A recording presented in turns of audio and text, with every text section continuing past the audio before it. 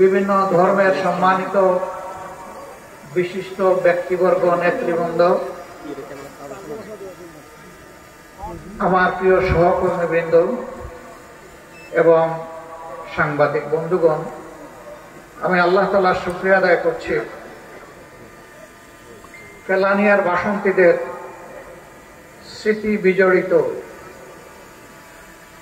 কুড়িগ্রামে উন্মুক্ত ময়দানে দুটি কথা বলার জন্য আল্লাহ তাআলা আপনাকে আপনাদের সামনে দাঁড়ানোর তৌফিক দান করেছেন। আলহামদুলিল্লাহ রাব্বিল আলামিন। 1 বছর আগেও বাংলাদেশের জনগণ, মুক্তি পাগল জনগণ এটা চিন্তাই করতে পারেনি, বরঞ্চ লাখো লাখো মানুষ নির্যাতনের শিকার ছিল। হাজার হাজার আলেম উলামা, রাজনৈতিক নেতৃবৃন্দ, কর্মী সমর্থক দিয়ে বাংলাদেশের সবগুলা জেলকে ভরে রাখা হয়েছিল। 2006 সালের 28 অক্টোবর লগি বইটার তাণ্ডব চালিয়ে বাংলাদেশের রাজধানী ঢাকায় স্পষ্ট দিবালুকে জিরো পয়েন্টের কাছাকাছি পল্টন ক্রসিংয়ে আল্লাহ তাআলার বান্দা 6 জন নিরীহ মানুষকে সেদিন হত্যা করা হয়েছিল। মৃতর দেহের উপর দাঁড়িয়ে তারা পৈশাচিক নৃত্য করেছিল। তাদের কলিজা খোলেনি, চোখে লজ্জা লাগেনি, কোনো কিছুর পরোয়া করেনি, আল্লাহকে ভয় করেনি। পরবর্তী পর্যায়ে তারা দেশকে অস্থির করেছিল। তাদের কারণেই 1-11 তৈরি হয়েছিল। মঈনুদ্দিন, ফখরুদ্দিনরা ক্ষমতায় এসেছিল দুর্নীতির বিরুদ্ধে জিহাদ করার ঘোষণা দিয়ে। শেষ পর্যন্ত নিজেদেরই অবস্থা, তারা দুর্নীতিতে আকণ্ঠ নিমজ্জিত হয়ে গিয়েছিল। মানুষ তাকে ঘৃণা করতে শুরু করলো। তারা তখন বাঁচার জন্য নিরাপদ রাস্তা বা সেফ এক্সিট খুঁজতে থাকলো। 2 জন নেত্রী 2টা জোটের তখন নেতৃত্ব দিচ্ছিলেন। একজনকে তারা জানতে চাইল যদি তার জোট ক্ষমতায় আসে তাহলে তারা যে সমস্ত কীর্তিকাণ্ড করেছে সেগুলা নিয়ে কোনো প্রশ্ন তুলবে কিনা এবং তাদের কাজের বৈধতা দিবে কিনা। তিনি জবাব দিয়েছিলেন, জনগণের ম্যান্ডেটে নির্বাচিত জনপ্রতিনিধিদের এই সংসদে সেই ব্যাপারে সিদ্ধান্ত নেবে। আরেকজনের কাছে গিয়ে বলেছিল, আপনি আমাদেরকে কিভাবে দেখবেন? তিনি বলেছিলেন, আমি তোমাদের কোনো বিষয়ে কোনো প্রশ্ন করব না, তোমাদের সব কিছুর বৈধতা দিব। কাদ্দামা ও আখার, আগে পরে যা করেছে সব কবুল। তারা তাকেই নিরাপদ মনে করে তার জোটকে বিভিন্ন মেকানিজমের মাধ্যমে কারিগরি করে ইলেকশন ইঞ্জিনিয়ারিং করে তাকে ক্ষমতায় পাঠিয়েছিল। ক্ষমতায় যাওয়ার আগে বহু সুন্দর সুন্দর কথা বলেছিল, কিন্তু ক্ষমতায় যাওয়ার পরেই তারা আসল রূপে আবির্ভূত হলেন। 2009 সালের 10 জানুয়ারি তারা শপথ নিলেন, সরকার গঠন করলেন। পরের মাসেই ফেব্রুয়ারি মাসের 25 এবং 26 তারিখ ঢাকার পিলখানায় বিডিআর সদর দপ্তরে নারকীয় হত্যাকাণ্ডের মাধ্যমে বাংলাদেশ সেনাবাহিনীর, দেশপ্রেমিক সেনাবাহিনীর 57 জন দেশপ্রেমিক, চৌকস, মেধাবী, সাহসী সেনা অফিসারকে হত্যা করার মাধ্যমে তাদের ক্ষমতায় এসে হত্যার যাত্রা শুরু করলেন। একের পর এক জাতির উপরে দুর্বহ পূজা করা চাপাতে থাকলেন। ক্ষুধার্ত আওয়ামী লীগ জাতির সম্পদ চুরি করা শুরু করল। সর্বত্র চাঁদাবাজি, লুটপাট, দখলদারি, ঘুষের মাত্রা বাড়িয়ে দিল। তাদের অর্থমন্ত্রী বলল, এটা ঘুষ না, এটা স্পিড মানি। লজ্জা! তাদের শিক্ষামন্ত্রী বলল, আমার মন্ত্রণালয়ে তোমরা ঘুষ খাইবে কিন্তু একটু কমাইয়া খাইবে। সেই এরা শিক্ষিত নাকি আসলে এরা কুশিক্ষিত আল্লাহ ভালো জানে। তারা এক পর্যায়ে গিয়ে পরীক্ষিত দেশপ্রেমিক সংগঠন জামাতের দিকে হাত বাড়াল। 2010 সালের 29শে জুন আমাদের 3 জন প্রাণপ্রিয় শীর্ষ দায়িত্বশীল তৎকালীন আমিরে জামাত সাবেক মন্ত্রী মৌলানা মতিউর রহমান নিজামী, নায়েবে আমির, শুধু বাংলাদেশ নয় সারা বিশ্বে যিনি মানুষকে কোরআনের মানবিক দাওয়াত দিয়ে বেড়াতেন, যাকে কোরআনের পাখি বলা হতো, আল্লামা দিলাওয়ার হোসেন সাঈদী, তৎকালীন সেক্রেটারি জেনারেল সাবেক মন্ত্রী আলী আহসান মোহাম্মদ মুজাহিদ, এই 3 জনকে খোড়া অজুহাতে মিথ্যা অভিযোগে নির্লজ্জভাবে তারা গ্রেফতার করল। তারপরের মাসে আরো 2 জন সহকারী সেক্রেটারি জেনারেল জনাব মোহাম্মদ কামারুজ্জামান এবং আব্দুল কাদের মোল্লাকে তারা গ্রেফতার করল। তাদের বিরুদ্ধে সাজানো পাঠানো মিথ্যা মামলা, তাদের মনমতো কোর্ট এবং শিখানো মিথ্যা সাক্ষীর মাধ্যমে তাদেরকে সাজা দেওয়ার জন্য আবার শাহবাগে আসর বসালো। যারা স্বাভাবিক বাংলাদেশের মানুষ যখন নির্যাতিত হয় তখন তারা চুপ থাকে, কিন্তু যখন তাদের মন মতো কারো উপরে কিছু হয় তখন তারা গর্ত থেকে বের হয়ে এসে চিৎকার শুরু করে।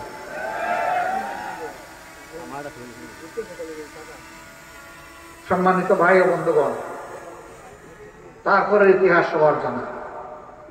জামাত ইসলামীর উপরে এই বিপদ যখন আসলো, আমরা তখন আমাদের রাজনৈতিক বন্ধুদেরকে অনুরোধ করেছিলাম, বিপদের ঢেউ জামাত পর্যন্ত থামবে না, এই ঢেউ সবাইকে ভাসিয়ে নিয়ে যাবে যদি আমরা সম্মিলিতভাবে ঠেকাতে না পারি। আমরা আমাদের আহাজারি শোনাতে পারিনি, বুঝাতে পারিনি। একের পর এক প্রতিহিংসামূলক রায়ের মাধ্যমে আদালতকে ব্যবহার করে জামাতে ইসলামের নেতৃবৃন্দকে ফাঁসি দেওয়া হলো,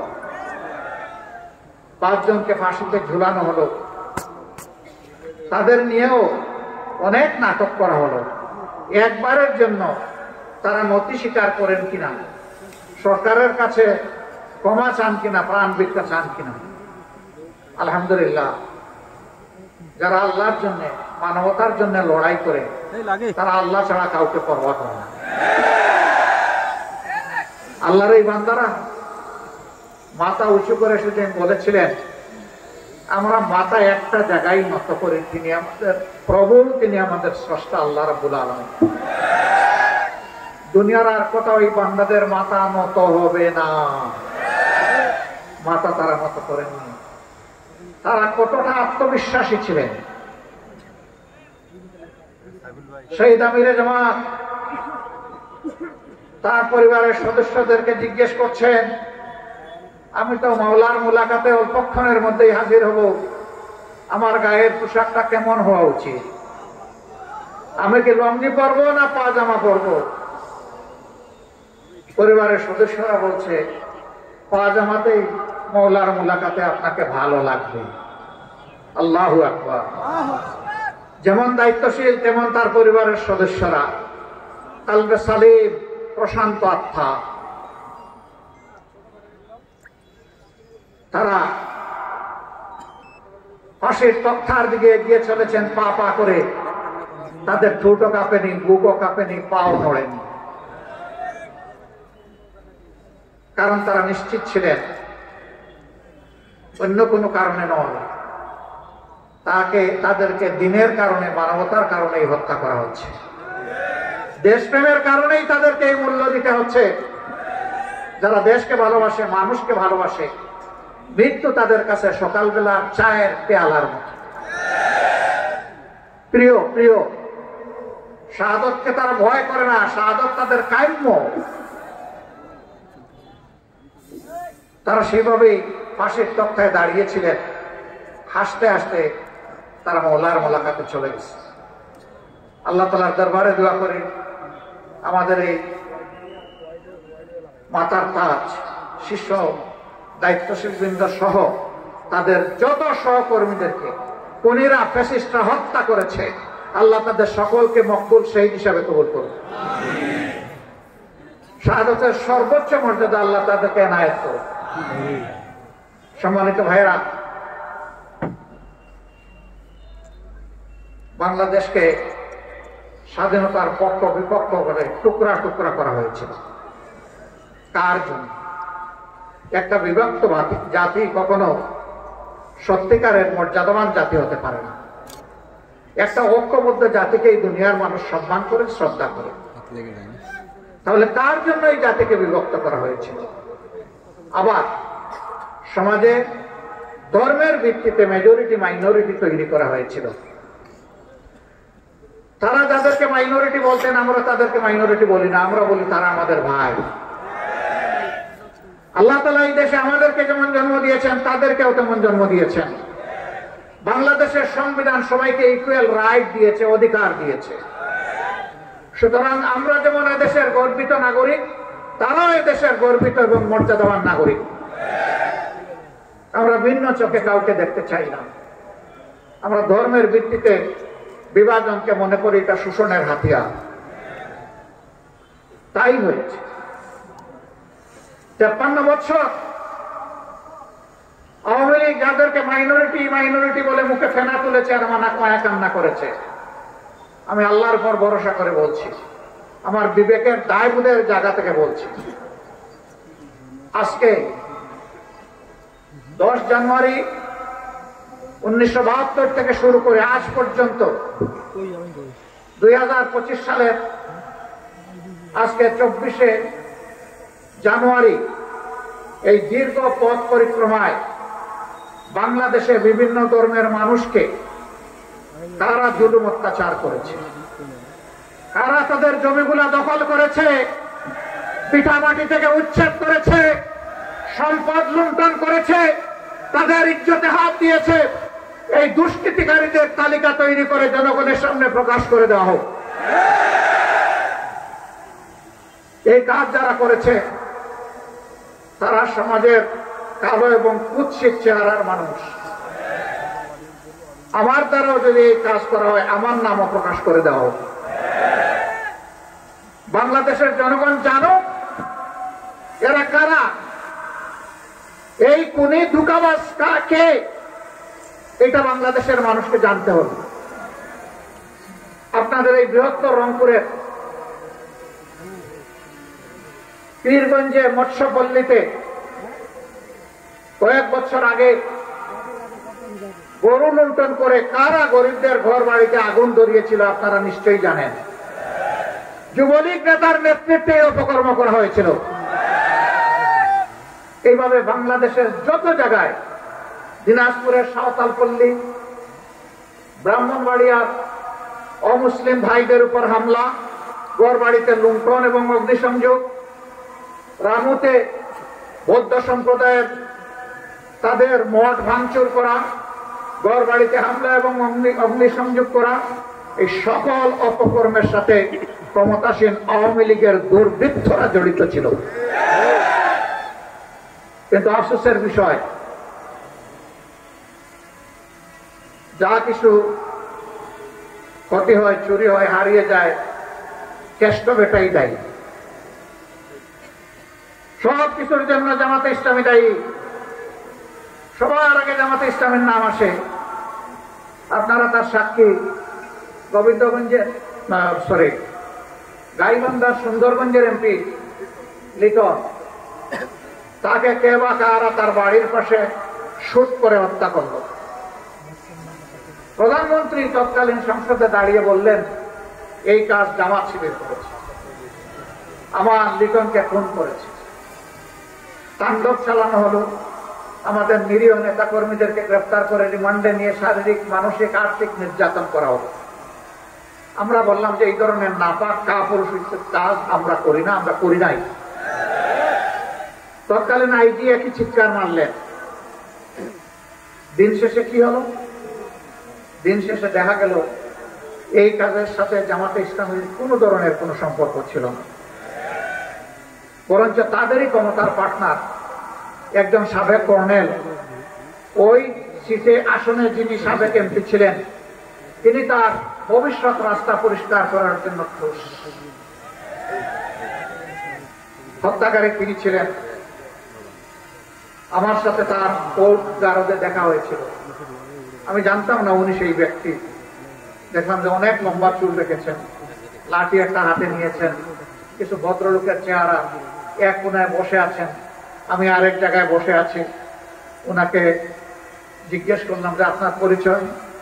তিনি বললেন আমি কর্নেল অমর। বললাম ঘটনা কি গাইবান্ধা? তিনি বললেন হ্যাঁ। বিচারে প্রমাণ হলো যে তিনি খুনি। মাঝখানে জামাতে ইসলামী ছাত্র শিবিরের কর্মীদের উপর যে নির্যাতন চালানো হলো, তাদের জীবন থেকে যে মূল্যবান দিনগুলা কেড়ে নিল, তাকে আজ আমাদেরকে ফিরিয়ে দেবে।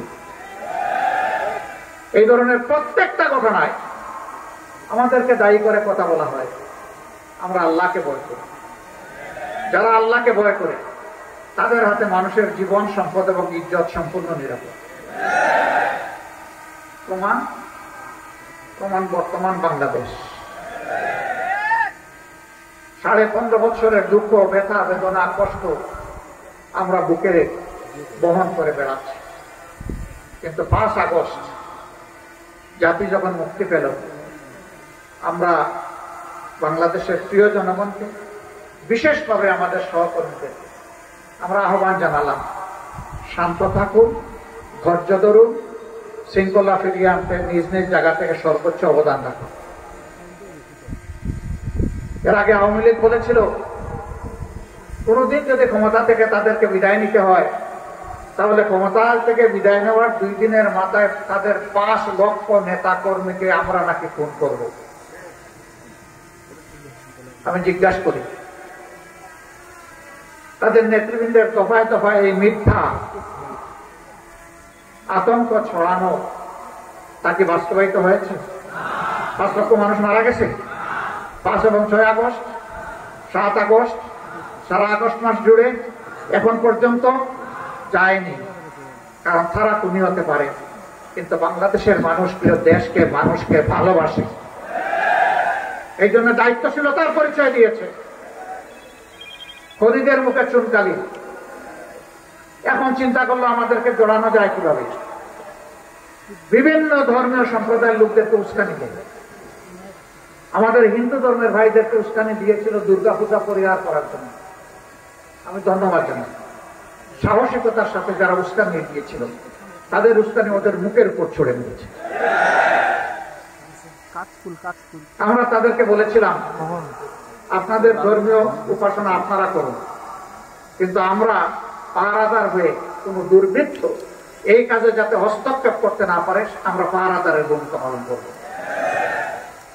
এটা শুধু জামাতে ইসলামী, এদেশের দেশপ্রেমিক সমস্ত মানুষ এই দায়িত্ব আঞ্জাম দিয়েছে। বিশেষ করে জাগ্রত মুসলমানরাই দায়িত্ব পালন করেছে। কিন্তু আপনারা জানেন, শুধু জামাতে ইসলামী না, এদেশের আলিম উলামা, রাজনৈতিক আওয়ামী লীগের প্রতিপক্ষ, সাংবাদিক, সাধারণ মানুষ, কাউকে আওয়ামী লীগ ছাড় দেয় না।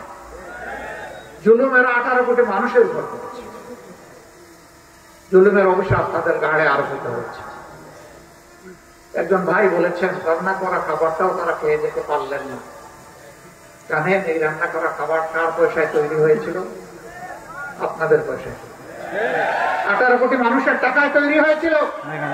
সেই খাবার খেয়ে তারা একবারও চিন্তা করেননি যে যাদের পয়সায় আমার খাবার, আমার এখানে নিরাপদ অবস্থান, বিলাসবহুল বসবাস, চতুর্দিকে নিশ্চিদ্র নিরাপত্তা, সেই তাদের বুকেই আমি গুলি চালাচ্ছি।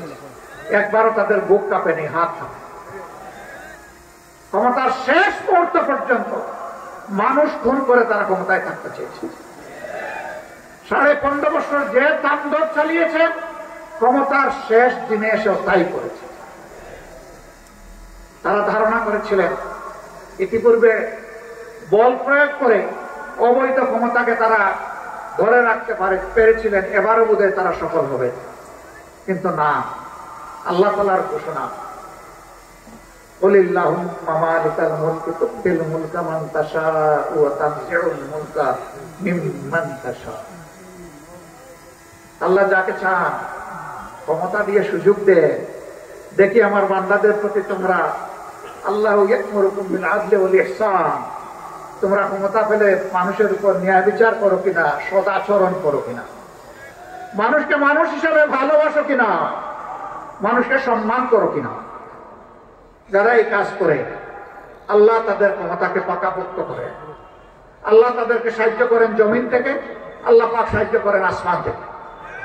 আর যারা এর বিরুদ্ধে চলে যায়, মানুষের উপর জুলুম অত্যাচার করে, অবিচার অনাচারে দেশকে ভরে দেয়, সমাজকে ধ্বংস করে, মানুষের ইজ্জত লুণ্ঠন করে, দর্শনের সেঞ্চুরি পালন করে, আল্লাহ তাআলার লানত তাদের উপরে আসে এবং আল্লাহ তাদের থেকে ক্ষমতা কেড়ে নেয়।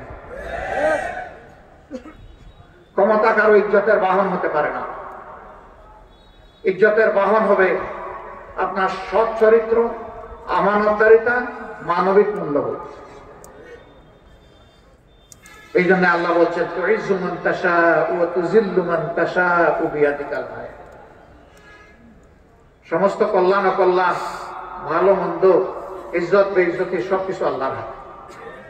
ইন্নাকা আলা কুল্লি শাইইন কাদির। সম্মানিত ভাইয়েরা, আমরা ধৈর্য ধরেছি, ধৈর্য আরো ধরব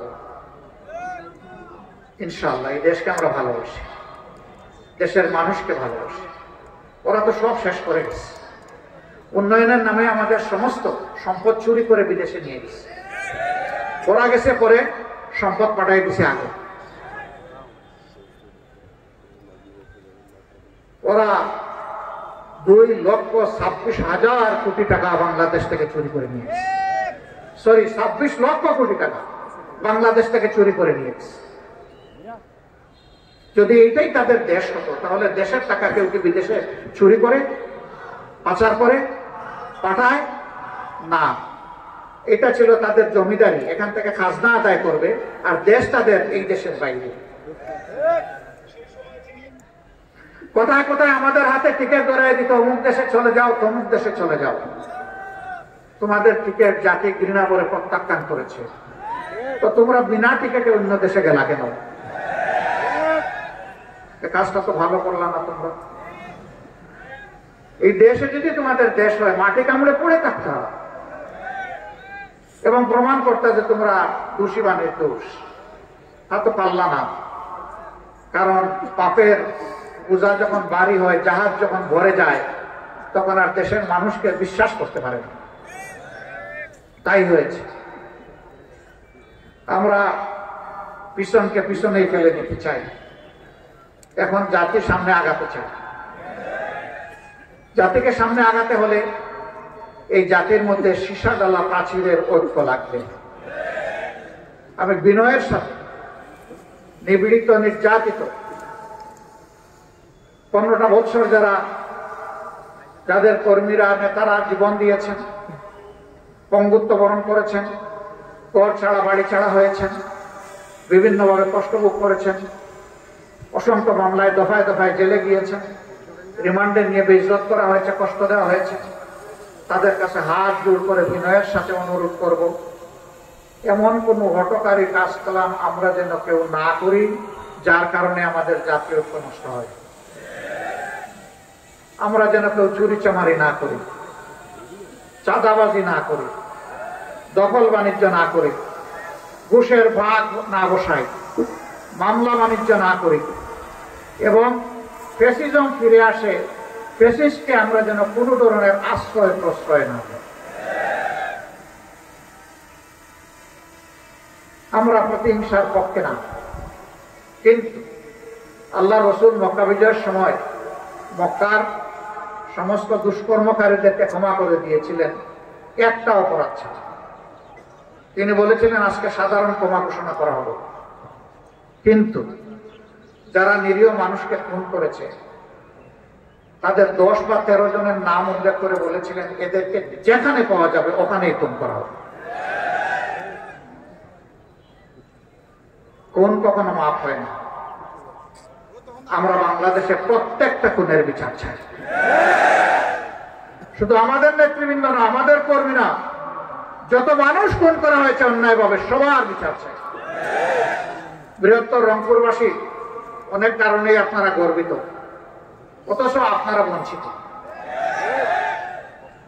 এই রৌমারের গোড়াই বাড়িতে যে যুদ্ধটা আপনারা রাতের অন্ধকারে করে শিক্ষা দিয়েছিলেন, সেই শিক্ষার প্রতিশোধ নেওয়া হয়েছিল বিডিআর এর পিলখানায়।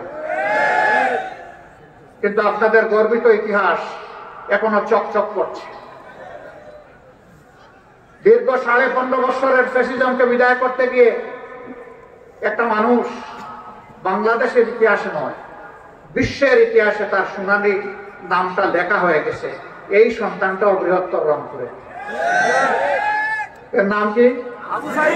আবু সাইদ। সে আমাদের এখন বিপ্লবের আইকন, প্রতীক, আমাদের নেতা, আমাদের সিপাহসালার, আমাদের বীর সেনাপতি। তার রাস্তা ধরে এবার যারাই জীবন দিয়েছে, মহান রবের দরবারে দোয়া করি আল্লাহ তাদের সকলকে শহীদ হিসাবে কবুল করুন।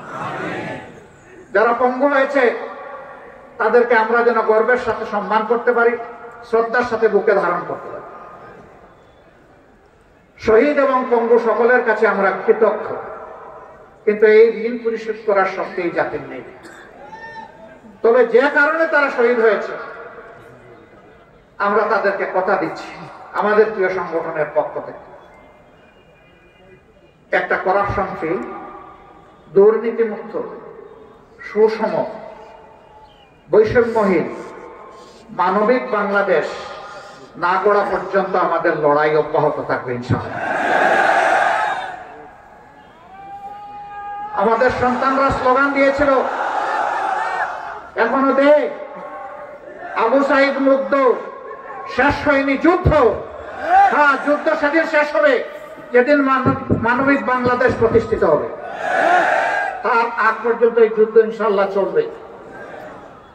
আমরা সমাজে অনাচার দেখলে প্রতিবাদ করবই, এটা আমার বিরুদ্ধে হলেও আমি প্রতিবাদ করব। অনাচার যিনি করবেন তার ব্যাপারে আমরা মুখ বন্ধ করে থাকবো না। এই জন্যই আমরা রাজনীতি করি। আমরা ন্যায়ের পক্ষ নিব, অন্যায়ের প্রতিবাদ করব। যদি অন্যায়কে নীরবে হজম করি, তাহলে আমিও অন্যায়কারীর মদতদাতা হয়ে গেলাম। আমরা এই অপকর্মের দায় নিতে চাই না। এমনকি আমাদের দলের কেউ যদি কোনো জায়গায় এই সমস্ত অন্যায় অপরাধ করে, আমরা বলবো এদেরকে ধরে দিবেন, ছাড় দিবেন না। আমাদেরকেও খবর দিবেন, প্রশাসনকেও খবর দিবেন। এদের ব্যাপারে আমাদের জিরো টলারেন্স। আপনারা সাক্ষী, আলহামদুলিল্লাহ 5 আগস্ট থেকে শুরু করে আজকে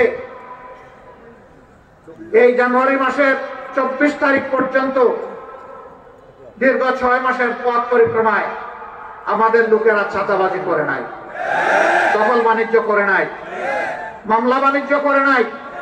শত শত নিরীহ মানুষকে মামলায় ঢুকাইয়া তাদের কাছ থেকে টাকা আদায় করে নাই, ঘুষের ভাগাভাগি করে নাই। আমরা জানি এটা হারাম। আল্লাহ তাআলা এই হারামকে বর্জন করার তৌফিক আজীবন আমাদেরকে দান করুন। এরপরেও নফসের দুকায় শয়তানের অসহায় পড়ে যদি কেউ বিপদকামী হয়ে যায়, আমরা তাদেরকে ছাড় দেওয়ার পক্ষে নই। এখানে আমার ধারণা শহীদ পরিবারের সদস্যরা আছেন, এখানে অনেক আহত পঙ্গু ভাই বোনেরা আছেন। আমরা তাদের কাছে আবারও কৃতজ্ঞতা জানাচ্ছি। আমরা শহীদদেরকে কোনো দলীয় সম্পত্তিতে পরিণত করতে চাই না। শহীদরা জাতির শ্রদ্ধা তারকা, তারা মাটিতে নয়, ইনশাআল্লাহ আসমানে জ্বলজ্বল করে থাকবে। আমাদের আবেগটা তাদের প্রতি এরকম।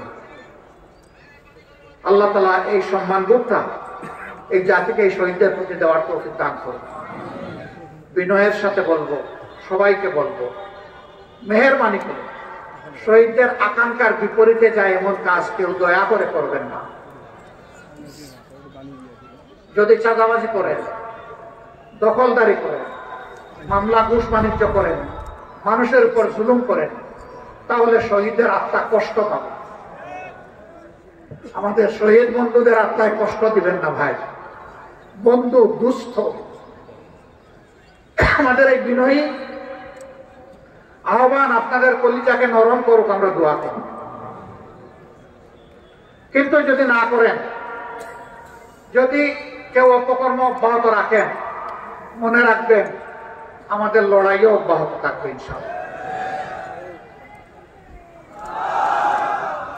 রংপুরবাসী, আমার ভাই মাহবুব রহমান বেলাল বলে গেছেন, ফ্যাসিস্ট সরকার প্রতিহিংসামূলক ভাবে যে সমস্ত রাজনৈতিক নেতাদেরকে জেলে পুরেছিল, কর্মীদেরকে জেলে পুরেছিল, এক এক করে সব বের হয়ে গেছে।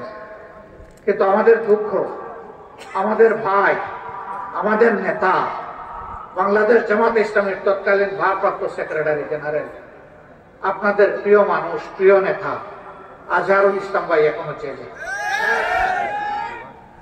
আমরা আইনি লড়াইয়ের মধ্য দিয়ে তাকে মুক্ত করার পক্ষে, আমরা কারো দয়া নিয়ে মুক্ত করতে চাই না, আমরা শুধু আল্লাহর দয়া চাই। কিন্তু আইনের পেশে মেহরবানি করে আমাদেরকে আর কষ্ট দিবেন না। যদি আইনের পেশে কষ্ট দেন, আমরা বাধ্য হব এই দাবিতে রাস্তায় নাম। আমরা আদালতকে সম্মান দেখাই আহ্বান জানাবো, মেহরবানি করে এই মজলুম মানুষকে অনতি বিলম্বে ন্যায় বিচারের মাধ্যমে আপনারা মুক্ত করে দেন। যদি মিনিমাম ন্যায় বিচার আমরা পাই, ইনশাআল্লাহ ইজ্জতের সাথে তিনি মুক্ত হয়ে আমাদের বুকে ফিরে আসবেন, রংপুরবাসীর বুকে ফিরে আসবেন ইনশাআল্লাহ। বাংলাদেশের নতুন ইতিহাস রচনা হবে ইনশাআল্লাহ। এই কুড়িগ্রাম বহু দিক থেকে বঞ্চিত। এখানে একটা কৃষি বিশ্ববিদ্যালয় হয়েছে, ঘোষণা হয়েছে, তার কঙ্কাল আছে, ঘুষতেও নাই, চামড়াও নাই, হাড্ডিসার, নিজস্ব কোনো ক্যাম্পাস নাই, দুকি দুকি আস্তে আস্তে চলছে। অথচ অ্যাগ্রোবেস এই প্রতিষ্ঠানটা এই অঞ্চলের চেহারা বদলাই দিতে পারে, এটা শিক্ষা গবেষণার কেন্দ্রে পরিণত হতে পারে। এটা একটা সীমান্তিক জেলা, এখানে মানুষ একটু অসুস্থ হলে ভালো একটা চিকিৎসা পাবে, সেই রকম কোনো ব্যবস্থা নেই। আজকে বহু জেলায়, একই জেলায় ইউনিভার্সিটি, একই জেলায় কৃষি বিশ্ববিদ্যালয়, একই জেলায় মেডিকেল কলেজ, একই জেলায় ইঞ্জিনিয়ারিং ইউনিভার্সিটি, একই জেলায় সব কিছু আছে, আরেক জেলায় কিছুই নাই। এটা কোন ধরনের ইনসাফ?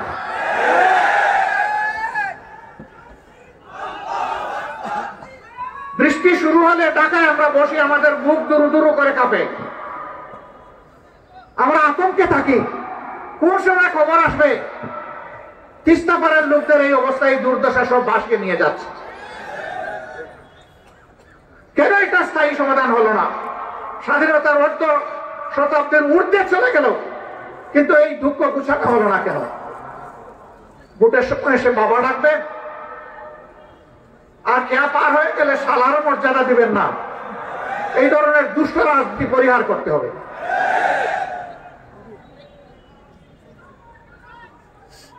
এখানে তিস্তা প্রকল্প মহাপরিকল্পনা বাস্তবায়ন হওয়ার কথা, কার ইঙ্গিতে ইশারা এটা এখনো বন্ধ হয়ে আছে? কেন কাজ এখনো শুরু হলো না? বাংলাদেশের জনগণ অবশ্যই তা জানার অধিকার রাখে। ফ্যাসিস্ট সরকারের কারণে এটা হয় নাই।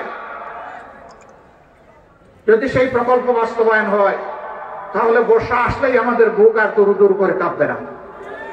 আমরা আশা করি এই দেশের এই এলাকার মানুষ স্বস্তিতে থাকবেন। সম্মানিত ভাই ও বন্ধুগণ, এই ধরনের অনেকগুলো ন্যায্য দাবি আপনাদের আছে। এই এলাকায় আমার ভাই সালেই বলে গেছে, 100-র মধ্যে 71 জন মানুষ দরিদ্র সীমার নিচে বসবাস করেন। তারা এমনকি গুনাহ করেছেন, পাপ করেছেন, যে বাংলাদেশের অংশ হয়েও তাদের ভাগ্যের সামান্য কোনো পরিবর্তন হবে না। তাদের নিয়ে কি পরিকল্পনা? আমরা পরিষ্কার বলতে চাই, আল্লাহ যদি আপনাদের ভালোবাসা শিখতে হয়ে, দেশবাসীর ভালোবাসা শিখতে হয়ে আমাদের উপর মেহরবানি করেন, আর যদি এই দেশের খেদমতের দায়িত্ব দেন, ইনশাআল্লাহ তাআলা আজিম প্রেসিডেন্ট, প্রধানমন্ত্রীর মুখ দেখে কোন এলাকার উন্নয়ন হবে না। জনগণের ন্যায্য প্রয়োজনকে বিবেচনায় নিয়ে সমন্বিত সুষম উন্নয়ন হবে ইনশাআল্লাহ। সম্পদ যা আল্লাহ দিবেন তার সদ্ব্যবহার হবে সততা এবং ইনসাফের ভিত্তিতে।